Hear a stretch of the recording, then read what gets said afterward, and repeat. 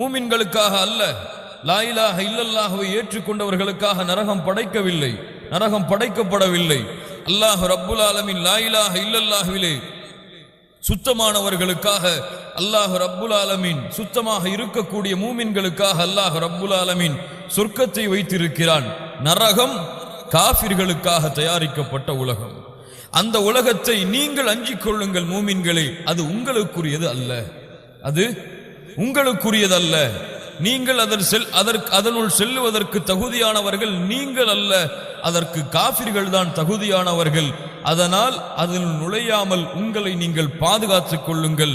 வஅதீஉல்லாஹ வர்ரசூல லஅல்லக்கும் துர்ஹமூன். நீங்கள் அல்லாஹ்விற்கு கட்டுப்படுங்கள், அல்லாஹ்வுடைய தூதருக்கு கட்டுப்படுங்கள், இரக்கம் காட்டப்படுவீர்கள் என்று அல்லாஹ் ரப்புல் ஆலமீன் கூறிவிட்டு அல்லாஹ் அறிவிக்கின்றான், வஸாரிஉ இலா மக்ஃபிரத்தின் மிர் ரப்பிக்கும்.